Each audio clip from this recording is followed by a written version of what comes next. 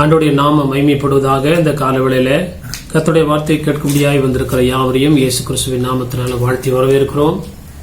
இந்த குருத்தோலை ஞாயிறில ஆண்டவர் கடந்த நாட்களில் அவர் அப்படியா இந்த உலகத்தில் மனுஷனா இருக்கும்போது வேதத்தில் சொல்லப்பட்ட காரியங்களை இந்த நாட்களை தியானிக்க ஆண்டவர் நமக்கு இரக்க செய்வாராக. ஒரு விஷயம் நம் தலைகளை தாழ்த்தி ஆண்டவருடைய பாதத்தில் ஒப்பு கொடுத்து செபிப்போம். இந்த நாளிலே ஆண்டவர் நம்மோடு பேசும்படியாய் கர்த்தருடைய வார்த்தை நமக்கு ஆறுதலாய் நம்மை விடுதலையாக்கும்படியாய் ஒரு விஷயம் நம்முடைய ஆவி ஆத்மா சரீரத்தை கர்த்தர் ஆளுகை செய்யும்படியாய் தேவன் நம்மை பரிசுத்தப்படுத்தும்படியாய் ஒப்பு கொடுத்து நம்ம செபிப்போம். பரலோக பிதாவே, நன்றியோடு துதிக்கிறோம். இந்த காலவேளைக்காய் ஸ்தோத்திரிக்கிறோம் ஐயா. கடந்த நாட்களெல்லாம் கண்மணி போல பாதுகாத்த தேவன் எங்களுக்கு நல்ல ஜீவன் சுகபலம் தந்து எங்களுடைய தேவைகளை சந்தித்து பராமரித்து பாதுகாத்த இந்த கிருபைக்காய் ஸ்தோத்திரிக்கிறோம் ஐயா. ஆண்டவரே மக்கு ஸ்தோத்திரம் ஐயா. ஆண்டவரே எங்களுடைய வாழ்க்கையில ஆண்டவரே இந்த குருத்தோலை ஞாயிறு ஆண்டவரே இந்த தேவ வார்த்தையை கேட்கும்படியாய் நீர் எங்களுக்கு பாராட்டுகிற இரக்கங்களுக்காய் ஜெபிக்கிறோம் ஐயா. ஆண்டவரே உடைய நாமத்துக்கு ஸ்தோத்திரிக்கிறோம் ஐயா. வேதத்தினுடைய மகத்துவங்களை ஆண்டவரே நாங்கள் அறிந்து கொள்ள விசுவாசிக்க அதனால் வருகிற நன்மைகளை பெற்றுக்கொள்ள கிருபை செய்வீராக. எங்களுடைய இருதயங்களை சிந்தனைகளையும் கர்த்தர் ஆட்கொள்வீராக. ஆண்டவரே ஸ்தோத்திரம், எங்களை தாழ்த்தி ஒப்பு கொடுக்கிறோம். ஆண்டவரே ஸ்தோத்திரம், உடைய வார்த்தைகளை விடுதலை ஆக்கட்டும். உடைய வார்த்தையை நாங்கள் ஒவ்வொரு நாள் தியானிக்க ஆண்டவர் இரக்க செய்வீராக. துதி கன மகிமை எல்லாம் செலுத்துகிறோம். இயேசுவின் மூலம் ஜெபிக்கிறோம் நல்ல பிதாவே, ஆமேன் ஆமேன். கர்த்தருடைய நாமம் மகிமைப்படுவதாக. இந்த காலவேளையில தேவனுடைய வார்த்தை கேட்க வந்திருக்கிற யாவரையும் இயேசு கிறிஸ்துவின் நாமத்தில் வாழ்த்தி வரவேற்கிறோம். கர்த்தர் நம்மை ஆஸ்வதிப்பாராக. நாம் தியானிக்க எடுத்துக்கொண்ட வேத பகுதி Matthew chapter 21 verse 4 and 5. மத்தேயு எழுதின சுவிசேஷம் 21ஆம் அதிகாரம் 4ஆம் வசனத்தை 5ஆம் வசனத்தை நம்ம வாசிப்போம். இதோ உன் ராஜா சாந்த குணமுள்ளவராய் கழுதையின் மேலும் கழுதை குட்டியாகிய மரியின் மேலும் ஏறிக்கொண்டு உன்னிடத்தில் வருகிறார் என்று சியோன் குமாரத்திக்கு சொல்லுங்கள் என்று தீர்க்கதரிசியினால் உரைக்கப்பட்டது நிறைவேறும்படி இதெல்லாம் நடந்தது. ஆண்டவருடைய நாமம் மகிமைப்படுவதாக. நம்முடைய ஆண்டவராக இயேசு கிறிஸ்து இந்த பூமியிலே மனுஷனாய் வாழ்ந்த நாட்களில் அவர் அடிக்கப்படுவதற்கு கொண்டு போவதற்கு முன்பதாக நடந்த ஒரு பெரிய முக்கியமான ஒரு சம்பவமாய் வேதத்தில் சொல்லப்படுகிறது. அவர் கடைசியாய் தன் வாழ்ந்த இடங்களை சுற்றி பார்த்து அப்படியாய் ஒரு பவனியாய் செல்கிறதை நம்ம வேதத்தில் வாசிக்கிறோம். ஆண்டவர் பல இடங்களில் ஊழியம் செய்தார். ஊழியம் செய்யும் போது திரளான ஜனங்கள் பின்பற்றினார்கள். சகேயுடைய எரிகோவுக்கு கடந்து போகும்போது வேதத்தில் பார்க்கிறது ஜனக்கூட்டம் திரளாய் அவரை சூழ்ந்திருந்தது என்று சொல்லி பல இடங்களில் ஜனங்கள் நன்மைக்காக சுகத்திற்காக பலவித தேவைகளுக்காய் அற்புதங்களுக்காய் உபதேசங்களுக்காய் அவரை பின்பற்றி சென்றதை நம்ம வாசிக்கிறோம். இது ஆண்டவர் தன்னுடைய ஊழியத்தில் ஏற்படுத்தின ஒரு கடைசி பவனியாக இங்கு குறிப்பிடப்படுகிறது. இது ஒரு பேரட், ஒரு பவனி என்று சொல்லாதபடி இது ஒரு புரட்சியான ஒரு காரியங்கள் என்று சொல்லலாம். ஆண்டவருடைய நாமம் மகிமைப்படுவதாக. இந்த வசனத்தை நம்ம வாசிக்கும் போது முதல் வசனத்திலிருந்து அப்படியே வாசிக்கும் போது அவர் கழுதையின் மேல் பவனி வருவதற்காக தன்னுடைய சீஷரை அனுப்பி ஒரு காலம் அவிழ்க்கப்பட்டாத ஒரு கழுதையும் கழுதை குட்டியும் கட்டியிருக்க காண்பீர்கள், அதை அவிழ்த்து கொண்டு வாருங்கள் சொல்லுகிறார்.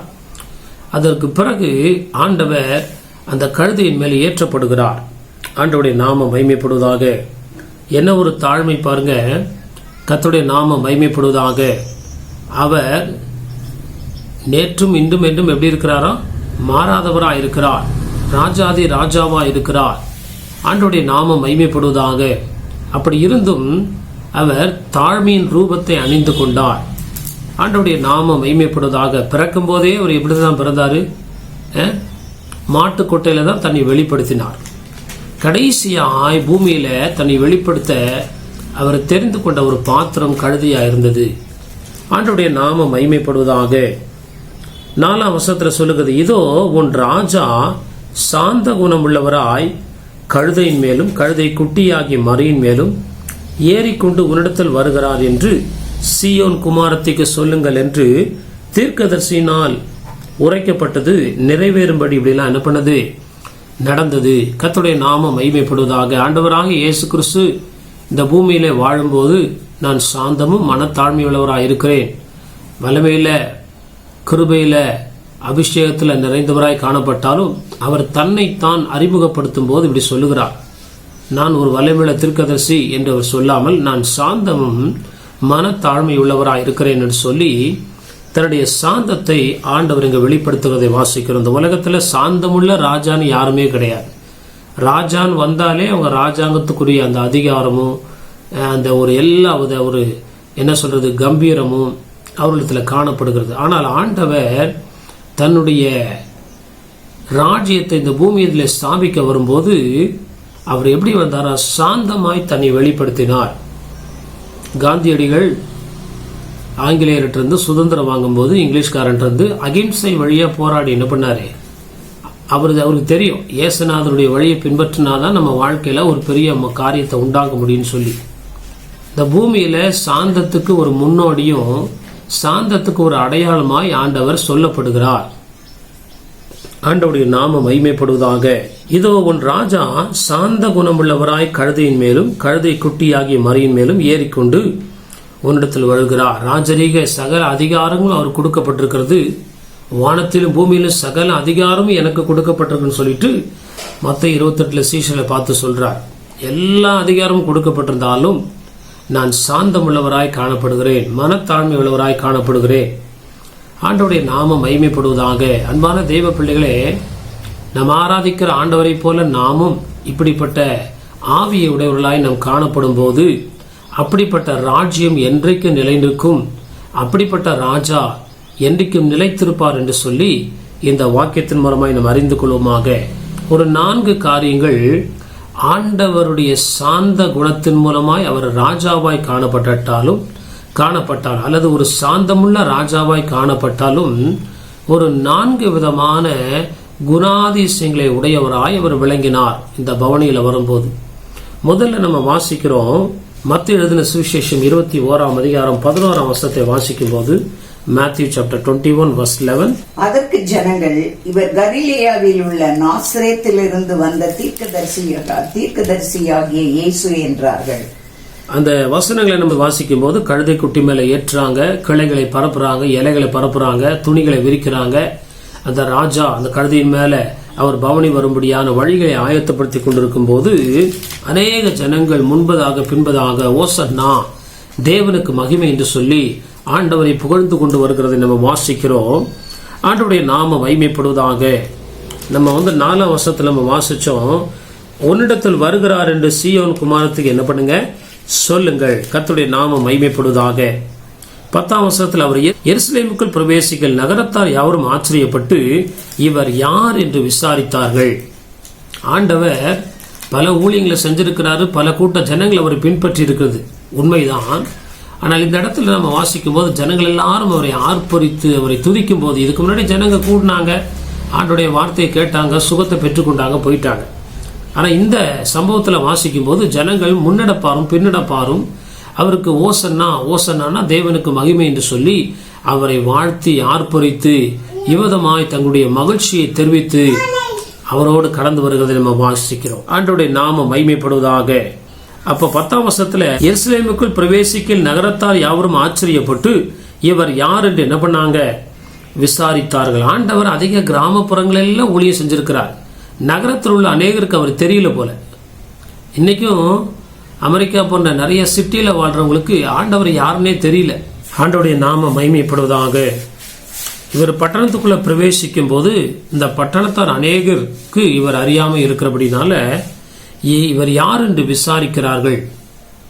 அப்பொழுது அந்த ஆண்டவரோடு கூட வந்த ஜனங்கள் சொல்றாங்க, அதற்கு ஜனங்கள், இவர் கலிலேயாவில் உள்ள நாசரேத்திலிருந்து வந்த தீர்க்கதரிசியாகிய இயேசு என்றார்கள். ஆண்டவருடைய நாமம் மகிமைப்படுவதாக. அவர் மெய்யான தேவகுமாரன் என்று சொல்லி சீஷர்கள் அறிந்திருந்தாங்க. சீமோனை கேட்கிறார், நான் யார் அப்படின்னு. சீமோன் தெளிவா சொல்றார். ஆனா தெரியாத ஜனங்கள் அந்த நாட்கள்ல பழைய ஏற்பாட்டு காலத்துல யெகோவாவை அவங்க நம்பி இருந்தபடினால இந்த மாதிரி அற்புதம் செய்கிற தேவ பிள்ளைகளை அவர்கள் தீர்க்கதரிசி என்று அழைப்பதுண்டு. ஆண்டவருடைய நாமம் மகிமைப்படுவதாக. ஆனா ஆண்டவராகிய இயேசு கிறிஸ்து அவர் ராஜாதி ராஜா. ஆண்டவருடைய நாமம் மகிமைப்படுவதாக. ஆனாலும் அவர் தீர்க்கதரிசன ஊழியத்தை என்ன பண்ணாரு செய்தவராய் காணப்பட்டார். கர்த்தருடைய நாமம் மகிமைப்படுவதாக. யோவான் 4:19 நம்ம வாசிக்கும் போது ஒரு மத்தியான வேளையில ஒரு சமாரிய ஸ்திரீ ஆண்டவர் சந்திக்கிறார். நமக்கு எல்லாருக்கும் தெரிந்த ஒரு காரியம். யோவான் 4:19, gospel according to John chapter 4:19 நம்ம வாசிக்கும் போது, அப்பொழுது அந்த ஸ்திரீ அவரை நோக்கி, ஆண்டவரே, நீ தீர்க்கதரிசி என்று காண்கிறேன். ஆண்டவருடைய நாமம் மகிமைப்படுவதாக.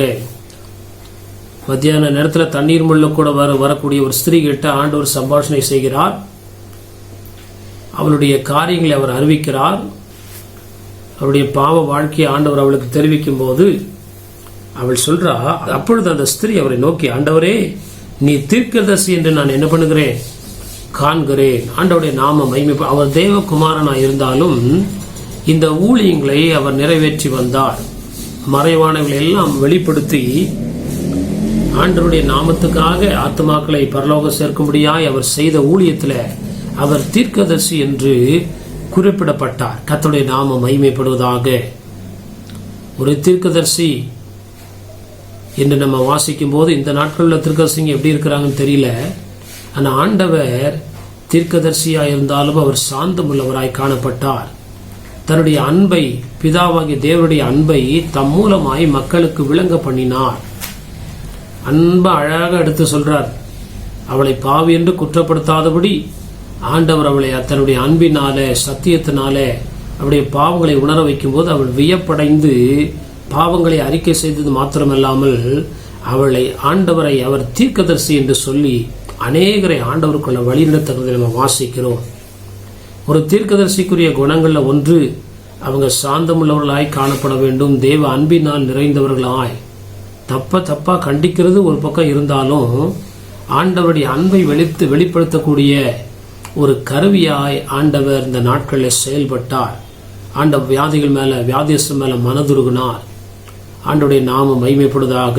கர்த்தருக்கு விரோதமா இருக்கிறவங்களை கடிஞ்சு கொண்டார் ஒரு பக்கம் இருந்தாலும் அவர் எப்படிப்பட்டவராக இருந்தாராம், அவர் சாந்தமுள்ளவராய் காணப்பட்டார் என்பதை நம்ம இந்த வசனங்களை நம்ம வாசிக்கும் போது அவர் என்ன பண்ணாரு, தன்னுடைய ஊழியங்கள்ல தீர்க்கதரிசனம் சொல்லி பல விதமான அற்புதங்களை செய்தாலும் அவர் எப்படிப்பட்டவராக காணப்பட்டார்னா, 4ஆம் வசனத்துல நம்ம வாசித்தது போல சாந்தமுள்ள ராஜா, நம்முடைய ராஜா சாந்தமுள்ளவராய் ஊழியம் செய்து அநேகரை ஆயத்தப்படுத்தினது போல இந்த நாட்களில் நாமும் அப்படிப்பட்ட ஒரு குணங்களை அணிந்து ஆண்டவருடைய ஆவியை பெற்றுக்கொண்டு அந்த கிருபைகளை வரங்களை பெற்றுக்கொண்டு ஆண்டவருக்கு ஊழியம் செய்யும்படியாய் ஆண்டவர் நம்மை அழைத்திருக்கிறார் என்பதை மறந்து போக வேண்டாம்.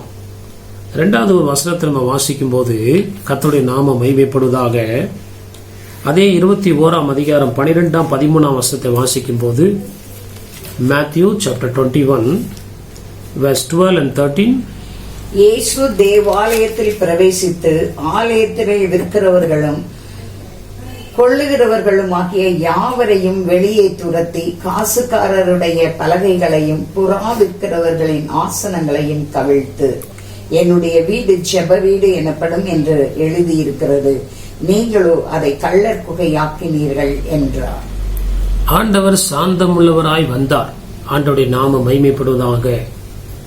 கர்த்தருடைய நாமம் மகிமைப்படுவதாக. அந்த வார்த்தை விதமாய் சொல்லுகிறது, உன் ராஜா சாந்தமுள்ளவராய். ஆனா எதுல சாந்தமா இருந்தாரோ அதில் தான் சாந்தமா இருந்தார். இங்கே அந்த ஊர்ல உள்ள முக்கியமான ஆட்கள் சபையை எப்படியாவது பட்சிக்க வேண்டும் என்று சொல்லி சபையை வியாபார ஸ்தலமாய் மாற்றி ஏழைகளை ஒடுக்கி அவங்க அதை சபையா அவங்க பார்க்காதபடி தன்னுடைய வருமானத்துக்கு ஏற்ற ஒரு இடமாக, ஒரு பிசினஸ் ஸ்தலம் மாதிரி அவங்க அதை என்ன பண்ணாங்க, காலங்காலமா பயன்படுத்தி கொண்டு வந்தாங்க. தன்னுடைய அதிகாரம் சபையில் இருக்கணும், தாங்க செய்யற காரியங்கள் அங்க நடந்தேறணும். வலிமை மிக்கவர்கள், சமுதாயத்தில் முக்கியமானவங்க, சபையில பெரிய பொறுப்பு உள்ளவங்க, அவங்கள மீறி ஆசாரியனோ வேற யாரும் ஒன்றும் செய்ய முடியாது. அப்படிப்பட்ட வேளைகளில் ஆண்டவர் அதை அறிந்து இயேசு தேவாலயத்தில் பிரவேசித்து ஆலயத்தில் விற்கிறவர்களும் கொள்ளுகிறவர்களும் ஆகிய யாவரையும் என்ன பண்ணாங்க, ஒரு பெரிய ட்ரேடே நடக்குது. ஏன்னா சபைக்கு தான் ஜனங்க நிறைய பேர் வருவாங்க. அங்க போய் பிசினஸ் பண்ணா நமக்கு எந்த ஒரு டென்ஷன் இருக்காது அப்படின்னு சொல்லிட்டு வெளியில போட வேண்டிய ஸ்டால் எல்லாம் சபைக்குள்ள போட்டு தங்களுடைய வியாபாரங்களை மும்முரமா பண்ணிட்டு இருக்காங்க. அப்ப ஜனங்க ஆண்டவரை ஆராதிக்க வருகிற நோக்கத்தை இவர்கள் தடுக்கிறவர்களாய் காணப்பட்டார்கள். சபைக்கு போனாலே துணி வாங்கணும், பொருள் வாங்கணும், அது வாங்கணும், இது வாங்கணுன்ற ஒரு நோக்கத்தை மக்களுடைய உள்ளத்துல இவங்க ஆழமாய் ஊன்ற செய்தார்கள். அப்ப சபை என்று அல்லாதபடி ஒரு மார்க்கெட் பிளேஸ் மாதிரி அது ஆயிடுச்சு. பேர் சபை. அங்க எல்லா ஜனங்களும் கூடி கொள்ளுகிறது, வாங்குறது, விற்கிறது, ஏலம் விடுறது. உள்ள எப்படி ஆராதனை நடக்கும், உள்ள எப்படி சந்தோஷம், ஒரு அமைதலா தேவனை ஆராதிக்க முடியும்? சொல்லி சொல்லி சொல்லி பார்த்து என்ன பண்ணல, கேட்காத அறிந்த ஆண்டவர் யோவான்ல சொல்லுகிறது ஒரு சவுக்கை உண்டு பண்ணினாராம்.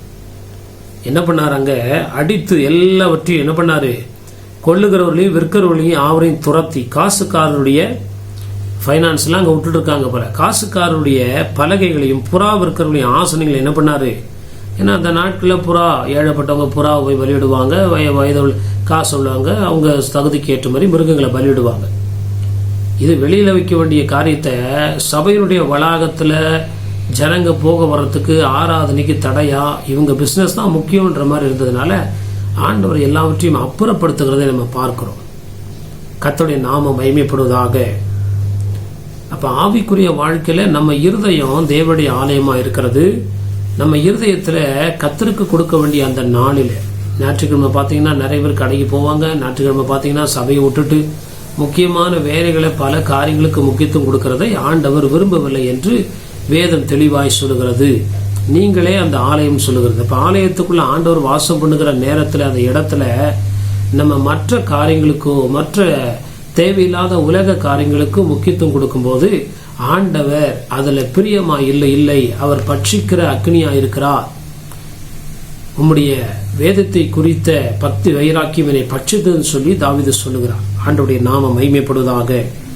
ஆண்டவர் அந்த இடத்துல செயல்பட்டு ஆலயத்தை சுத்திகரிக்கிறதை நம்ம வாசிக்கிறோம். அன்பான தேவ பிள்ளைகளே, ஆண்டவரை ஆராதித்து ஆண்டவரை பின்பற்றுகிற நமக்குள்ளே முதலாவது சாந்தமுள்ளவர்களாய் நாம் காணப்படும் போது ஆண்டவருக்கு தீர்க்கதரிசன வரங்களாலே கர்த்தர் நம்மை நிரப்பி நம்மை ஆஸ்வதிக்கிறார்.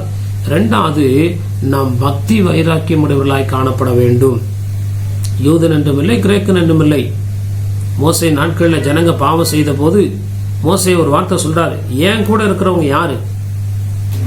லேவியும் என்ன பண்றாங்க, யூதாவும் வர்றாங்க. அவன் பட்டயத்தை கட்டு, இங்க பக்தி வைராக்கியத்தை நீ கர்த்தருக்காக காட்டு, சொந்தக்காரங்கன்னு பார்க்காத, கூட பிறந்தவன் பார்க்காத, சங்காரம் பண்ணு, சுத்தம் பண்ணு என்று சொல்லி அங்க மோசையுடைய கட்டளைக்கு கீழ்ப்படிந்து அங்க ஒரு பெரிய சுத்திகரிப்பு நடக்கிறத வாசிக்கிறோம். அதே போல ஆண்டவர் இந்த புதிய ஏற்பாட்டு காலத்துல அவர் தம்முடைய சபையை குறித்து ஒரு பக்தி வைராக்கியம் உடையவராயிருக்கிறார். இன்னைக்கு அந்த சபையை சுத்திகரிச்ச ஆண்டவர் இன்னைக்கு நம்ம இருதயத்தை சுத்திகரிக்க விரும்புகிறார். நம்ம இருதயத்துல ஆண்டவருக்கு பிரியமில்லாத காரியங்களுக்கு முக்கியத்துவம் கொடுப்போம் என்றால், பேருக்கு சபைக்கு போறோம், பேருக்கு ஆலயத்தில் இருக்கிறோம், தேவனை ஆராதிக்கிறோம், தேவனை தொழுது கொள்கிறோம், ஆனா உள்ளத்துல தேவனை விட மற்ற காரியங்களுக்கு அதிக முக்கியத்துவம் கொடுப்பதை ஆண்டவர் விரும்புவதில்லை என்று சொல்லி இந்த வார்த்தை தெளிவாய் சொல்லுகிறது. ஒரு வசனத்தை நம்ம வாசிக்கும் போது, யோவான் 2:17 நம்ம வாசிக்கும் போது, Gospel according to John chapter 2 verse 17, அப்பொழுது உம்முடைய வீட்டை குறித்து உண்டான பக்தி வைராக்கியம் என்னை பட்சித்தது என்று எழுதியிருக்கிறதை அவருடைய சீஷர்கள் நினைவு கூர்ந்தார்கள்.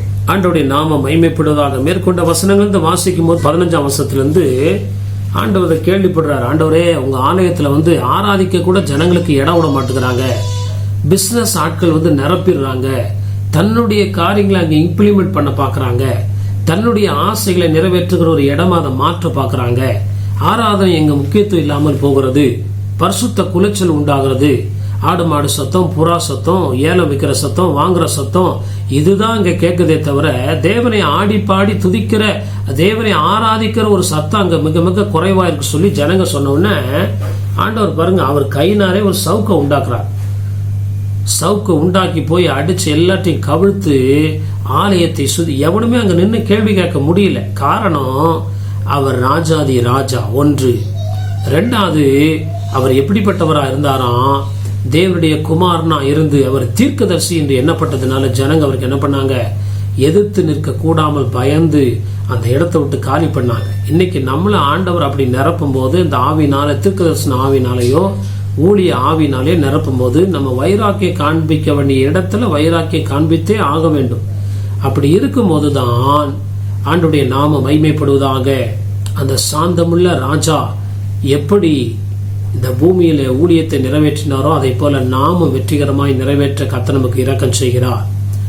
கர்த்தருடைய நாமம் மகிமைப்படுவதாக. எனக்கு தீர்க்கதரிசியா நான் இருக்கிறேன், ஓகே ரைட், இல்லைன்னு சொல்லல, தீர்க்கதரிசனம் சொல்றேன். ஆனா பக்தி வைராக்கியன்றது நம்முடைய வாழ்க்கையில காணப்பட வேண்டும். வயிற்று பழப்புக்காக நம்ம ஊழியம் செய்யக்கூடாது.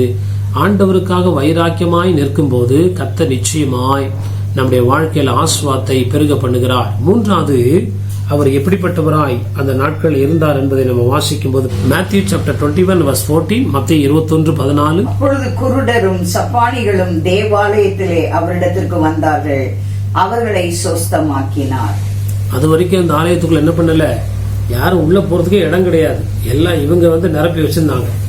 எல்லாவற்றையும் சுத்திகரித்த பின்பு அப்பொழுது குருடரும் சப்பானிகளும் தேவாலயத்தில் அவரிடத்திற்கு என்ன பண்ணாங்க, வந்தார்கள். அவர்களை கர்த்தர் என்ன பண்ணாராம், சுஸ்தமாக்கினார். கொஞ்ச நாட்கள் அவர் மரணிக்க போகிறாரு, தண்டனை அவருக்காய் காத்திருக்கிறது. அதெல்லாம் அறிந்த தேவன் அந்த நிமிஷத்துல கூட தன்னை தேடி வருகிற ஜனங்கள் மேல பரிதாபப்பட்டு இரக்கப்பட்டு அவர்களை சுஸ்தமாக்குகிறவராய் காணப்பட்டார். கர்த்தருடைய நாமம் மகிமைப்படுவதாக. அன்பான தேவ பிள்ளைகளே, ஊழியத்துக்கு அவர் செய்த விட்டு போன ஊழியத்தை நாம் நிறைவேற்றும்படியா இந்த நாட்கள் அந்த வசனத்தை நம்ம தியானிக்கிறோம். நம்முடைய பாடுகள், பிரச்சனைகள், எதிர்கால பயங்கள், கவலைகள், நம்முடைய தேவைகள் ஒரு பக்கம் இருந்தாலும் ஆண்டவர் நமக்கு தந்த அந்த அழைப்பை, அவருடைய சித்தத்தை நாம் முற்றிலுமாய் நிறைவேற்றுவதாய் காணப்பட வேண்டும் என்று ஆண்டவர் விரும்புகிறார். தன்னை தேடி வந்த ஜனங்களை அவர் என்ன பண்ணாராம், சுகமளிக்கிறவராய் காணப்பட்டார். இவர் தீர்க்கதரிசியாக எண்ணப்பட்டார். இரண்டாவது, சுத்திகரிக்கிறவராய் பக்தி வைராக்கியம் உடையவராய் காணப்பட்டார். மூன்றாவது, தன்னை தேடி வந்த ஜனங்களை ஆண்டவர் ஒரு பிரசங்கம் பண்ணி அப்படியே அனுப்பிடல, ஒவ்வொருவரையும் கர்த்தர் சுகமாக்கினார். அதே மத்தியில ஒரு வசனத்தை நம்ம வாசிக்கும் போது ஆண்டவருடைய நாமம் மகிமைப்படுவதாக. மத்திய 4:23 ஒரு அருமையான வார்த்தை ஆண்டவர் பற்றி சொல்லப்படுகிறது. Matthew chapter 4:23. பின்பு இயேசு கலிலேயா எங்கும் சுற்றி நடந்து அவருடைய ஜெப ஆலயங்களில் உபதேசித்து ராஜ்யத்தின் சுவிசேஷத்தை பிரசங்கித்து ஜனங்களுக்கு உண்டாயிருந்த சகல வியாதிகளையும் சகல நோய்களையும் நீக்கி சுஸ்தமாக்கினார். பின்பு இயேசு கலிலேயா எங்கும் என்ன பண்ணாராம், கழுது மேல இல்ல, சுற்றி நடந்து அவருடைய ஜெப ஆலயங்களையும் உபதேசித்து ராஜ்யத்தின் சுவிசேஷத்தை பிரசங்கித்து. ஆண்டவர் அதுக்கு முன்னாடி எல்லாம் நடந்து திரிந்தார். பட்டணங்கள் தோறும் கிராமங்கள் தோறும் என்ன பண்ணாரு, நடந்து திரிந்து ஊழியங்களை செய்தார். அங்க என்ன பண்ணாராம், ஜனங்களுக்கு உண்டாயிருந்த சகல வியாதிகளையும் சகல நோய்களையும் நீக்கி என்ன பண்ணாரு, சுஸ்தமாக்கினார். அது ஆண்டவரால் கொடுக்கப்பட்ட ஒரு வரம் என்று நம்ம சொன்னாலும் வியாதியஸ்தருக்கு மேல மனதிருக்க முடியவராய் காணப்பட்டார். அந்த கம்பேஷன், அந்த உடைந்த உள்ளம், பிதாவே இவர்களை மன்னியும்னு சொல்லுகிற அந்த ஒரு உண்மையான இருதயத்தை ஆண்டவர் அந்த இடத்துல மகிமைப்படுத்துகிறார். கர்த்தருடைய நாமம். நம்ம இன்னைக்கு என்ன பண்றோம், சுகமளிக்கிற வரம் வேணும், நமக்கு அற்புதங்களை செய்யற சக்தி வேணும், நம்ம ஜெபிக்கிறோம், உண்மை இல்லைன்னு சொல்லல. ஆனா அந்த பாடுபடுகளை குறித்த ஒரு கரிசனை, ஒரு உடைந்த உள்ளத்துக்காய் நம்ம இன்னைக்கு ஜெபிக்கிறோம். கூகுள் மீட்ல பல இடங்கள்ல அவளுக்காய் அழுது ஜெபிக்கும் போது வரும் நாட்கள்ல ஆண்டவருடைய உள்ளத்தை பார்த்து இப்படிப்பட்ட ஒரு கிருபையை, சுகமளிக்கிற வரத்தை அல்லது நம்ம ஜெபிக்கும் போது நம்முடைய ஜெபம் கேட்டுக்கொள்ளப்பட்டு உடனே பதில் தருகிறதை நம்முடைய ஊழியத்தில் என்ன பண்ண முடியும், பார்க்க முடியும். விசுவாசிக்கிறவர்களால் நடக்கும் அடையாளங்களாவனு சொல்லி வேதத்துல இருக்கு. விசுவாசம் ஒரு பக்கம் இருந்தாலும் விசுவாசிக்கிறவர்களால் நடக்கும் அடையாளங்களாவனு சொல்லி நம்ம வேதத்துல வாசிக்கிறோம். அப்ப நம்ம விசுவாசிச்சு ஜெபிக்கும் போது ஏன் இன்னும் சில நேரத்தில் நடக்க மாட்டேங்குதுன்னா, அவளை குறித்த ஒரு பாரமும் கண்ணீரும் உள்ள அனுதின ஜெபம் நமக்குள்ள காணப்படும் போது ஆண்டவர் நம்முடைய விசுவாசத்தை கனப்படுத்தி வரும் நாட்கள் அந்த கிருபைகளால நம்ம நிரப்பி அலங்கரிக்கிறார். ஏன்னா இதை வச்சு நிறைய பேர் பிசினஸ் பண்றாங்க.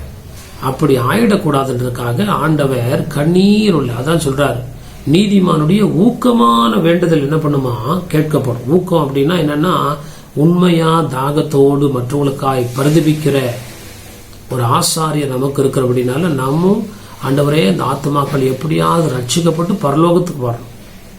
அந்த நோக்கத்துல நம்ம அவர்களுக்காய் ஜெபிக்கும் போது ஆண்டவர் ஜெபத்தை கேட்டு அற்புதம் செய்து அவர்களை விடுவிக்கிறார். மற்ற 4 சகல வியாதியஸ்தரையும் கர்த்தர் சுகமாக்கினார். அப்போ பைபிள் என்ன சொல்லுது, அவரால் கூடாத காரியங்கள் ஒன்றும் இல்லை. அப்ப நம்ம உடைந்த உள்ளத்தோடு அவர்களுக்காய், அந்த வியாதி எங்களுக்கு வந்தா நாங்க எப்படி ஜெபிப்போம், அந்த வியாதி எங்களுக்கு இருந்தா நாங்க எப்படி வேதனைப்படுவோம் அப்படின்னு சொல்லி உணர்ந்து அதை நம்முடைய சொந்த பொருளாக நினைத்து, சொந்த வலியாக, சொந்த காரியமாய் நினைத்து நம்ம ஜெபிக்கும் போது ஆண்டவர் பதில் செய்கிறார். அந்த ஆலயத்துல அவரை தேடி வந்த குருடரையும் சப்பானிகளையும் கர்த்தர் என்ன பண்ணாராம்? சுஸ்தமாக்கினவராய்க்கான முடிவு பரியந்தம் அவருடைய மரண வரைக்கும் அவர் ஊழியம் செய்கிறதை அவர் அப்படியா தன்னுடைய ஊழியத்துல ஒரு நாளும் என்ன பண்ணல, மாற்றங்கள் இல்லாதபடிக்கு ஆரம்பத்துல என்ன செஞ்சாரோ கடைசி வரைக்கும் பிதாவாகிய தேவன் அவரை பரிசுத்தாவினால வல்லமையினால நிரப்பினதற்கான காரணம் என்ன? அவர் சாந்தமுள்ளவராய் தன்னை முற்றிலும் ஒப்பு கொடுத்து தேவனுடைய ஊழியங்களுக்கு தன்னை முற்றிலும் அர்ப்பணித்தவராய் காணப்பட்டபடினால ஆண்டவர் அவரை தொடர்ந்து மரண பரியந்தம் மட்டுமல்ல, அதுக்கு பிறகும் ஆண்டவர் அவரை மகிமைப்படுத்தியிருக்கிறார். ஆண்டவருடைய நாம மகிமைப்படுவதாக. பைபிள் சொல்லுது, அவரை பார்க்கத்தக்க ரூபம் அவருக்கு இல்லாமல் இருந்தது. அடிமையின் ரூபம் எடுத்து மனுஷ சாயலானார். அப்போ அவர் பிறக்கும் போதும் எதுலதான் பிறந்தாரு? ஒரு மாட்டு கொட்டையில தான் தன்னை வெளிப்படுத்துகிறார். ஊழியத்துடைய நாட்களிலும் நடந்து தெரிந்துதான் ஊழியங்களை என்ன பண்றாரு? செய்கிறார். கடைசியா இந்த பூமியில ஜனங்களை சந்திக்கும் போதும் அப்படியே ஒரு பெரிய தங்க ரதத்துல வந்தெல்லாம் சந்திக்கல, சாதாரண ஒரு கழுதை மேல ஏறிக்கொண்டு அவர் தன்னுடைய ஜனங்களை சந்திக்கிறவரா இருந்தார். தன்னுடைய சிலுவையில கூட பாத்தீங்கன்னா நிர்வாணப்பட்டு துப்பப்பட்டு கொட்டப்பட்டு அப்படியாய் அவர் தாழ்மையின் ரூபத்தை எடுத்ததுனால அவர் என்ன பண்ணாராம்? எல்லாவற்றுக்கும் முதற் பேரவனா என்ன பண்ணாராம்? எழுந்திருந்தார். ஆண்டுடைய நாம மகிமைப்படுவதாக. இந்த பூமியில யாரெல்லாம் தாழ்த்தி ஆண்டுடைய ஊழியத்தை செய்கிறதுக்கு எங்களுக்கு கொடுத்த ஒரு பெரிய பாக்கியம் என்று சொல்லி ஆண்டுடைய நாமத்தை நம்ம உயர்த்தும் போது நிச்சயமாய் ஆண்டவர் நம்ம இந்த ராஜாக்களுக்குரிய மேன்மையை தந்து நம்மை ஆஸ்வதிக்கிறார் என்பதில் மாற்றமில்லை. கடைசியில ஒரு வசனத்தை நம்ம வாசிக்கும் போது மத்தேயு எழுதின சுவிசேஷம் 21ஆம் அதிகாரம் 16ஆம் வசனம், Matthew chapter 21 verse 16. அவரை நோக்கி, இவர்கள் சொல்கிறதை கேட்கிறீரோ என்றார்கள். அதற்கு இயேசு, ஆம் கேட்கிறேன். குழந்தைகளுடைய வாயினாலும் பாலகருடைய வாயினாலும் துதி உண்டாகும்படி செய்தீர் என்பதை நீங்கள் ஒரு காலம் வாசிக்கவில்லையா என்றார். அவர் செய்த அதிசயங்கள் எல்லாம் பரிசேயர் சதுசேயர் கேள்விப்பட்டு அவர் மேல கோபம் அடைந்து அவரிடத்துல கேள்விகளை கேட்கும் போது, ஆண்டவர் நீங்க இப்படி வேதத்துல வாசிக்கலையா அப்படின்னு சொல்லி வேதத்திலிருந்தே அவங்களுக்கு என்ன பண்றாரு? காரியங்களை அவர் சொல்லுகிறதை நம்ம வாசிக்கிறோம். நம்முடைய ஆண்டவரை போல ஒரு நல்ல போதகர் யாரும் கிடையாது. இந்த நாட்களில் நாம் அப்படி மாறும்படியாய் கர்த்தர் விரும்புகிறார். சில வசனங்கள் நமக்கு ரெஃபரன்ஸ் தெரியாது, ஆனா அந்த வசனங்களை நம்ம இருதயத்துல நம்ம வைத்துக் கொள்ளும் போது அது ஆண்டவர் நம்மை பயன்படுத்துவதற்கு அது ஏதுவா என்ன பண்ணுகிறது? காணப்படுகிறது. கல்லாதவர்களாகிய இவர்கள் இப்படி பேச கேட்டோமே என்று சொல்லி பேதுருவை யோவானை குறித்து ஜனங்க என்ன பண்றாங்களாம்? பிரமிக்கிறார்கள். அப்படின்னா என்ன? அந்த ஒரு லிசனிங், அந்த ஒரு இன்ட்ரெஸ்ட், பேயிங் அட்டென்ஷன், நேரத்தை ஒதுக்குறது, கர்த்தருடைய பாதத்துல உட்கார்ந்து தியானிக்கிறது. ஆண்டவருடைய நாம மகிமைப்படுவதாக. படிக்காதவங்களா இருந்தாலும் சரி, எம்ஏ படிச்சவங்க 2 பேருக்கும் 6 அறிவு தான். யாருக்கும் கம்மி ஜாஸ்தி எல்லாம் கிடையாது. சிலருடைய வாழ்க்கையில ஏற்பட்ட சில சூழ்நிலையும் அவங்களால படிக்காம போயிடுது. சில பேருக்கு ஆண்டவர் படிக்கக்கூடிய சூழ்நிலையை உருவாக்கி தர்றாரு, அவ்வளவுதான். தவிர ஆண்டவர் மேல வாஞ்சை. பேதுரு யோவானும் கல்லாதவர்கள் சொல்லி வேதம் சொல்லுகிறது. இவர்கள் கல்லாதவர்களா இருந்தாலும் இப்படி பேச கேட்கிறோமே என்று சொல்லி ஜனங்கள் ஆச்சரியப்பட்ட விதத்துல ஆண்டவர் அவர்களுக்கு அந்த ஞானத்தையும் ஞாபகத்தையும் தருவார் என்றால் நிச்சயமாய் நமக்கு ஆண்டவர் தர வல்லவராயிருக்கிறார். ஒரு வசனத்தை நம்ம வாசிக்கலாம். மத்தேயு 22ல இந்த பரிசேயரும் சதுசேயரும் மாத்தி மாத்தி மாத்தி மாத்தி கேள்வி கேட்கறாங்க. எல்லாவற்றுக்கும் அப்புறம் வேதத்துல நீங்க படிக்கலையா அப்படி எழுதிருக்கதான்னு சொல்லி அவர் வேதத்தை நன்றாக அறிந்தவராக இருந்தபடினால அவர் போதகம் பண்றதுக்கும் பதில் சொல்வதற்கும் அவர் ஏதுவா இருந்தாலும். அதுக்கப்புறம் அவங்க வாயடைத்து போனார்கள். அந்த வசனம் சொல்லுது. அதுக்கப்புறம் அவங்க கேள்வியை கேட்க துணியில. அவங்க எல்லாம் வெல் ஸ்காலர்ஸ், நல்லா படிச்சவங்களா இருந்தாலும் சரி, கர்த்தருக்கு நம்ம பயப்படும் போது கர்த்தருக்கு பயப்படுதலே ஞானத்தின் ஆரம்பம். பரிசுத்தரை அறிகிறதே அறிவு. நம்ம மெமரைஸ் பண்ணி வச்சு உலக ஞானத்தினால நமக்கு பதில் சொல்ல முடியாது. அந்தந்த நேரத்துல ஏற்ற சமயத்துக்கு ஏற்ற சொல்லுகிற வார்த்தையை ஆண்டவர் தான் நமக்கு தர வல்லவராக இருக்கிறார். நிறைய படிச்சிருப்போம், மறந்துருப்போம். தேவனுக்கு நம்ம பயந்து ஜீவிக்கும் போது அந்தந்த நேரம் நீங்கள் என்ன பேச வேண்டியது பரிசுத்த ஆவியானவர் என்ன பண்ணுவாரு? பேசுவார். நீ என்ன பேச வேண்டும், நீங்க பயப்பட வேண்டாம். அந்த நேரத்துல கர்த்தர் நமக்கு ஞானத்தை தந்து நம்மை ஆஸ்வதிக்கிறவராக இருக்கிறார். மத்தேயு 22ல ஒரு 4 வசனங்களை நம்ம வாசிச்சு முடிக்கலாம். 29ஆம் வசனம், 31ஆம் வசனம், 34, 46 ஒண்ணு ஒண்ணா நம்ம வாசிக்கலாம். Matthew chapter 22 verse 29, இயேசு அவர்களுக்கு பிரதியுத்தரமாக, நீங்கள் வேத வாக்கியங்களையும் தேவனுடைய வல்லமையையும் அறியாமல் தப்பான எண்ணம் கொள்கிறீர்கள். நீங்கள் இயேசு அவர்களுக்கு பிரதியுத்தரமாக, நீங்கள் வேத வாக்கியங்களையும் தேவனுடைய வல்லமை என்ன பண்ணிருக்கீங்க? அறியாம இருக்கிறீங்க. வேத பாரகர் பரிசேயர் அப்படி இப்படி நீங்க சொல்லிக்கிறீங்க. ஆண்டவரை குறுக்கு கேள்வி கேட்டு எப்படி அவங்களுக்கு தெரியும், எல்லாம் தெரியும். ஆனாலும் ஆண்டவர் வாயிலிருந்து என்ன வருது? ஆண்டவர் வாயிலிருந்து புதுசா எதுவும் வராது. ஆண்டவர் பிதாவாகிய தேவன் முன்னுரைத்த காரியங்களை ஆண்டவர் திரும்ப அவங்களுக்கு என்ன பண்றாரு? வெளிப்படுத்துகிறார். 31 வசனத்தில் நம்ம வாசிக்கிறோம், இந்த காரியங்களை கேட்டு ஜனங்கள் ஆச்சரியப்பட்டார்கள். திரும்ப 31 வசனத்துல, மேலும் மரித்தோர் உயிர்த்தெழுதலை பற்றி நான் ஆபிரகாமின் தேவனும் ஈசாக்கின் தேவனும் யாக்கோபின் தேவனுமாய் இருக்கிறேன் என்று தேவனால் உங்களுக்கு உரைக்கப்பட்டிருக்கிறதை நீங்கள் வாசிக்கவில்லையா? முதல்ல வாசிக்கவே இல்லை, அப்புறம் எங்க விசுவாசிப்பாங்க? அப்படின்னா என்ன? வாசித்திருக்காங்க, இல்லாமலாம் கிடையாது. அப்படி ஒன்றும் தெரியாத மாதிரி ஒரு கேள்வி கேட்டு இவரை எப்படியாவது மடக்கலான்னு சொல்லுகிறப்போ தேவன் அவரை பாதுகாத்ததை நம்ம வாசிக்கிறோம். 34 வசனத்துல, அவர் சதுசேயரை வாயடைத்தார் என்று பரிசேயர் கேள்விப்பட்டு அவரிடத்தில் கூடி வந்தார்கள். இன்னைக்கு நம்ம கிட்ட வர்ற ஜனங்களும் அப்படி இருப்பாங்க. நம்ம அவை எல்லாவற்றையும் மேற்கொள்ளக்கூடிய ஞானத்தை ஆண்டவர் தந்து நம்மை போதக அந்த சமர்த்தனாக போதக ஆவியினால நிரப்பி நம்மை ஆண்டவர் ஆஸ்வதிக்க வேண்டும் என்று நம்ம என்ன பண்ணணும்?